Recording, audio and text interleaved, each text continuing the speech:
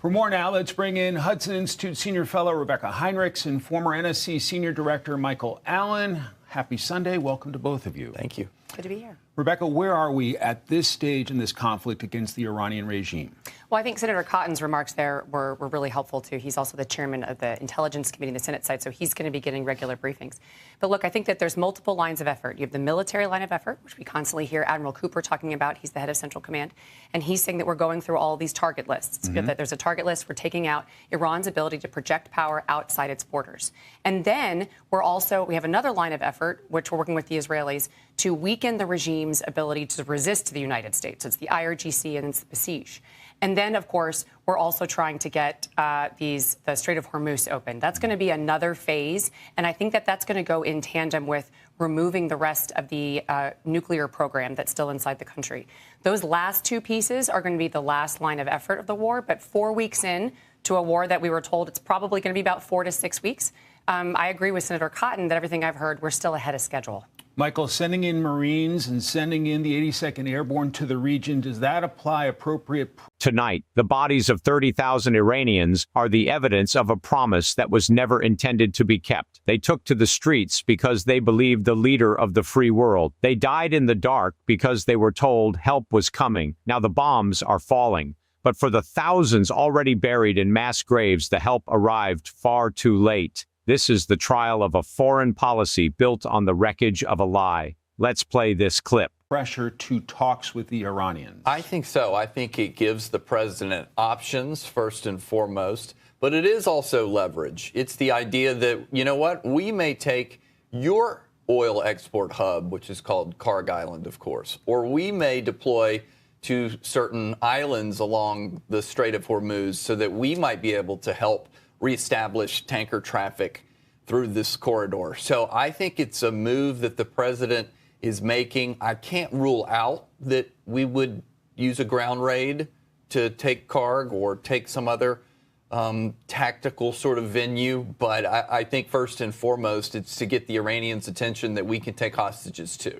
As you know, we live and work in the Donald Trump says that Operation Epic Fury is a righteous mission and a legal act of liberation. That is a lie. He says that the United States is acting to save the Iranian people from a regime that he claims is on the brink of collapse. That is a lie. He claims that his administration has been transparent with the American people and the world about the goals of this war. That is a lie. The evidence shows a president who watched a massacre happen in silence and then used the survivors as a justification for a war he had no legal authority to start. Let's play this clip. Washington, D.C. area, it is a political year. We have midterms coming up. Can the United States leave Iran in a better place soon?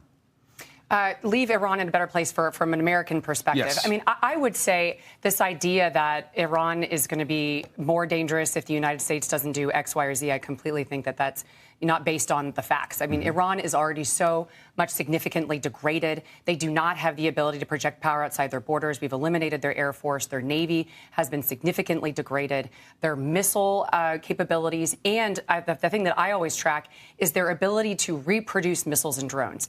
And the United States is working with the Israelis to just completely degrade any of that capability. And every single day we get greater insight and intelligence as to where these launchers are, and we're able to destroy them. So I think that we're already in a better place. I think we just want to get a better outcome where the United States is the one with our coalition partners controlling the Strait of Hormuz and not this terrorist regime. That's going to be the thing that we still have to wait out to see if we can do. But you're right, Mike, that the pressure points tend to be political. And so we just got to keep pressing through. Michael, are you confident we can find a leader who will make Iran better? We must define the lie. On January 13, 2026, Donald Trump posted a message to the people of Iran. He told them to keep protesting. He told them to take over their institutions. He said, and I quote, "Help is on its way." He repeated this claim to reporters, refusing to clarify what it meant. He led millions of unarmed civilians to believe that if they stood their ground against machine guns and snipers, the United States military would be there to shield them. That was a lie. The authority for this claim comes from the President of the United States. He is the commander-in-chief. His words carry the weight of the most powerful military on earth. But for 2 months after that promise, he did nothing as the Iranian regime slaughtered its own people in the streets. Let's play this clip. for the United States to deal with going forward? No, I'm not confident. It's possible, but by most accounts, it's going to be another hardliner that takes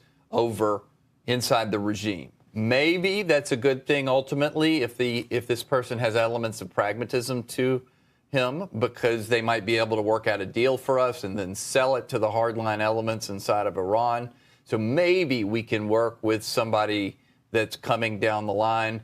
But you know what? I think this campaign will be seen in retrospect historically as weakening the Iranian regime. I think it's inevitable that it's going to eventually fall. It may not be next month. It may not be for another year and a half. But I think you'll look back at this campaign and say that, wow, we really struck at the foundations of it. Michael Allen, Rebecca Heinrichs, I could listen to you guys. The forensic evidence is undeniable. It begins on December 28, 2025. Protests erupted in the Tehran Grand Bazaar over the collapse of the Iranian rial. By January 9, 2026, 5 million people were protesting nationwide. The regime responded with a total internet blackout. They activated military-grade jammers to disrupt civilian Starlink signals. They turned off the lights in cities like Tehran. In that darkness, they opened fire. They used DSHK heavy machine guns against protesters in Fardis. They killed 50 people in a single afternoon. They used snipers. They used hazmat-suited units to deploy toxic chemical substances. Witnesses reported hundreds of bodies in the streets. Doctors in Tehran and Shiraz reported being overwhelmed. Protesters were brought in with gunshot wounds to the head, the eyes, and the genitals. This was a deliberate tactic to mutilate and terrorize. The evidence from the morgues is even more chilling.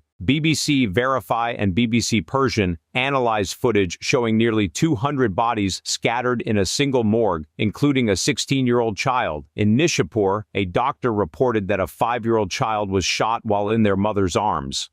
By late January, health officials and independent monitors estimated that between 30,000 and 36,500 people had been killed.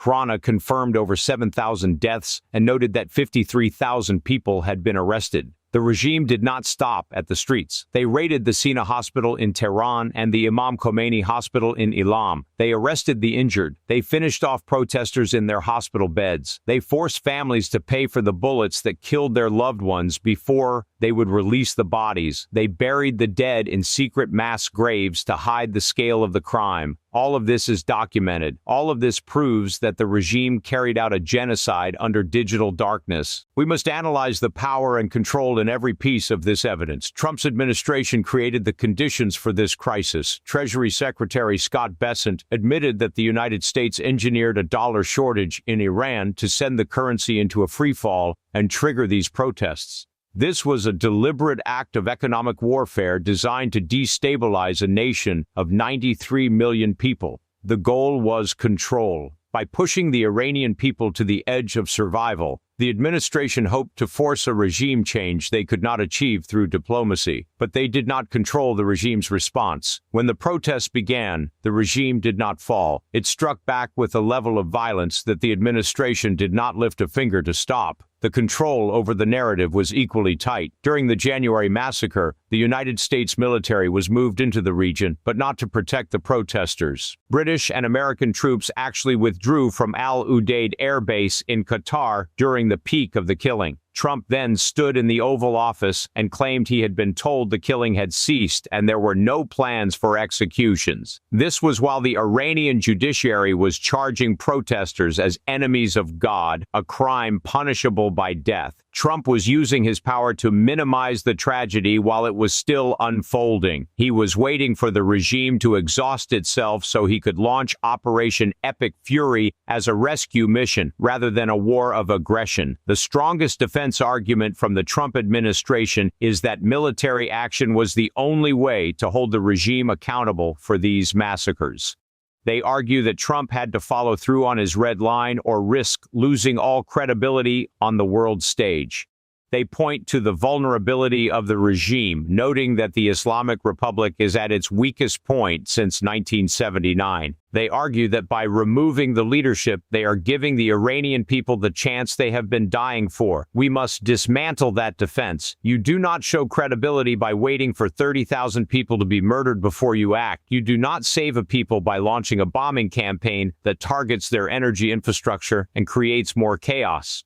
Operation Epic Fury did not begin when the protesters were being shot in the eyes. It began months later, after the protests had already been largely quelled by a brutal curfew and mass executions. The administration's own experts at the Atlantic Council have pointed out that bombing a country makes a popular uprising more difficult, not easier. It forces people to seek safety rather than organize. Trump's defense ignores the fact that he has no plan for what comes after the bombs. He is gambling that the Iranian people will rise up and fill a power vacuum that he is creating, despite the fact that the regime still has 190,000 active IRGC members ready to seize control in what experts call IRG-Sistan. Let us have a legal education in plain English. Under the United Nations Charter, the use of force against another state is illegal. There are only two exceptions. The first is self-defense against an imminent threat. The second is an authorization from the UN Security Council. Donald Trump has neither. He did not outline any imminent threat to the United States or its allies that required an immediate war. He did not seek a Security Council resolution. Therefore, this campaign is a violation of international law. It constitutes the crime of aggression. This is not just a technicality. International humanitarian law also requires that any strike limit harm to civilians. But we have reports of U.S. or Israeli strikes hitting a girls' elementary school in Manab, killing 150 children. These are potential war crimes. When the United States violates these norms, it destroys the very international order it claims to lead. The professional judgment on responsibility and fitness is clear. A president who initiates a major war with a nation of 93 million people without a detailed plan for the aftermath is not fit to hold the office of commander-in-chief.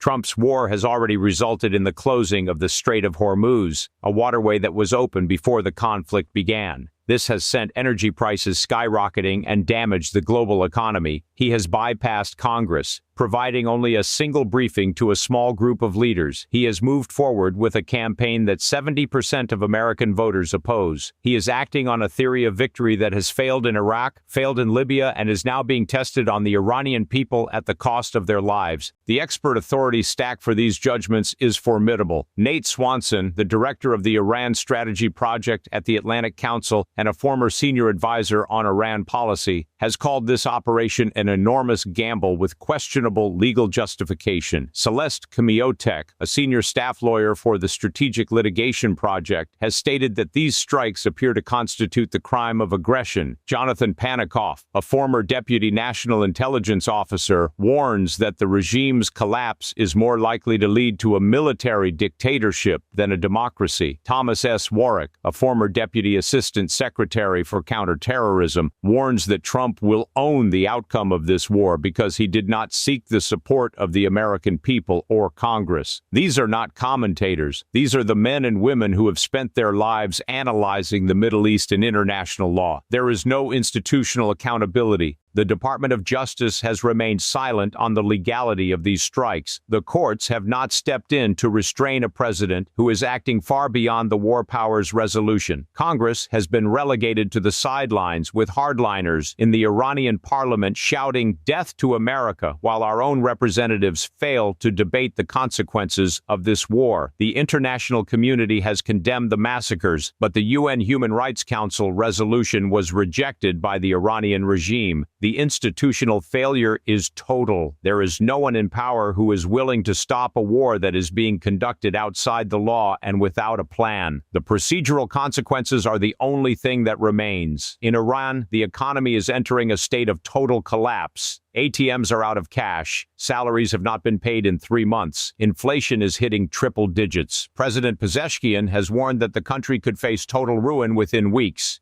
In the United States, military planners are considering sending 10,000 more ground troops into a mountain terrain that is 2.5 times the size of Afghanistan. The war is escalating, with 300 U.S. soldiers already wounded and Houthi involvement deepening. There is no exit strategy. There is only the prospect of a prolonged regional war that could last for years. The legal and human costs will continue to mount until there is a formal accounting for the lies that started it. Every fact in this report is drawn from the public record and the testimony of those who were there. We must demand that our leaders answer for the promises they make and the lives those promises cost. Share this report to ensure the truth about the Iranian massacre and the 2026 war is not buried in digital darkness.